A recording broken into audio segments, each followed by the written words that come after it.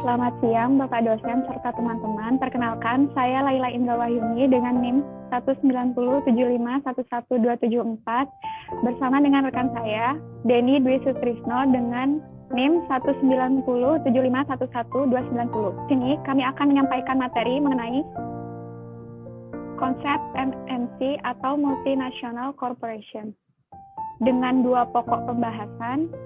Yang pertama, kekuatan bersaing perusahaan multinasional atau MNC, dan yang kedua, efek global adanya perusahaan multinasional MNC. Sebelumnya, perlu diingat bahwa multinational corporation atau MNC merupakan suatu perusahaan yang memiliki pusat di suatu negara, sementara cabangnya bisa berada di dua negara yang ada di dunia.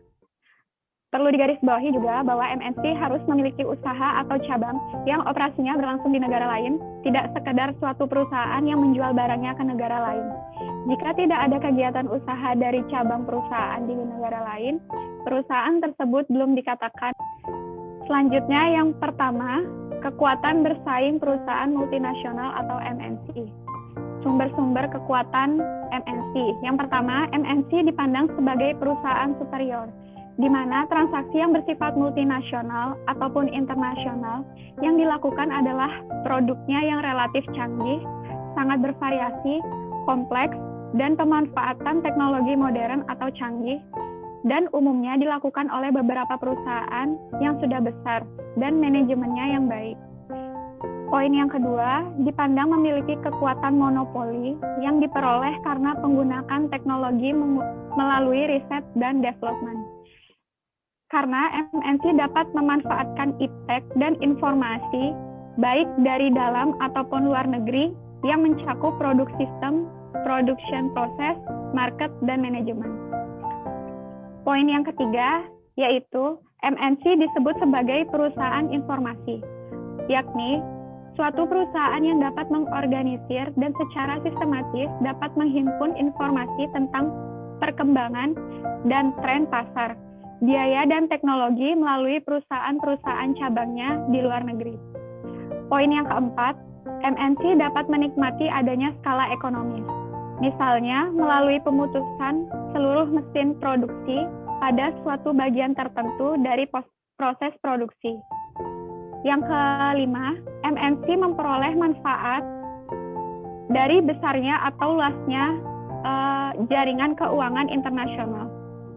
Ukuran serta besarnya letak geografis perusahaan akan memudahkan MNC untuk berupaya mencari sumber dana internasional.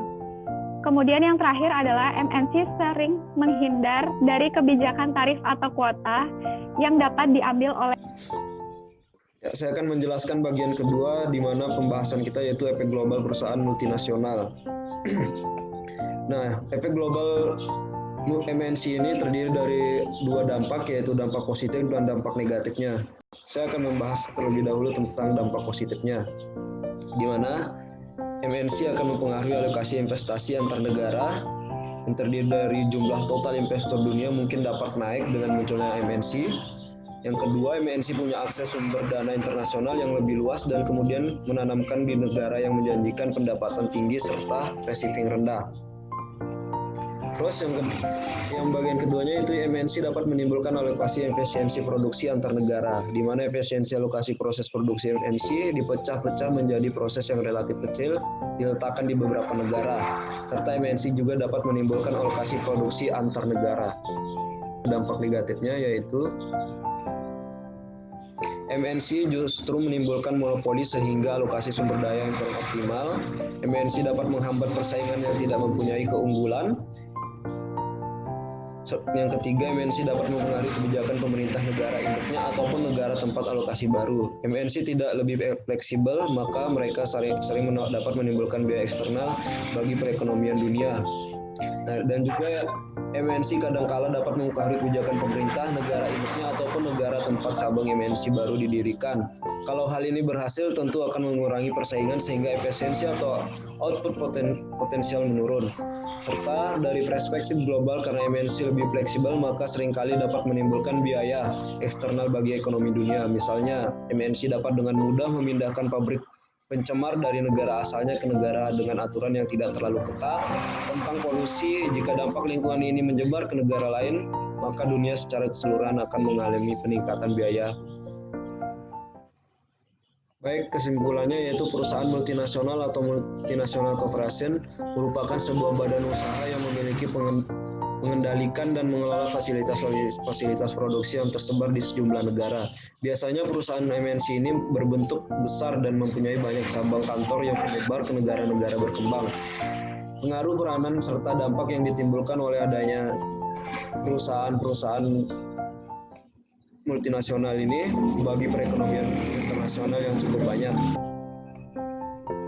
Dampak yang ditimbulkan bisa berupa dampak positif dan dampak negatifnya. Misalnya yang positif seperti perusahaan ini bisa membantu suatu negara untuk memberikan bantuan sumber-sumber daya untuk pembangunan di negara tersebut, dan yang negatifnya itu adalah hilangnya sejumlah lapangan kerja domestik. Hal tersebut karena perusahaan multinasional mengalihkan sebagian modal dan aktivitas bisnisnya ke luar negeri. Walaupun begitu, perusahaan multinasional ini keberadaannya sangatlah penting bagi perekonomian, karena negara berkembang bisa lebih membuka dan membebaskan akses terhadap modal dan sumber lainnya dengan melakukan liberalisasi terhadap pasar modalnya. Sekian presentasi yang dapat kami sampaikan. Terima kasih atas kesempatan dan waktunya.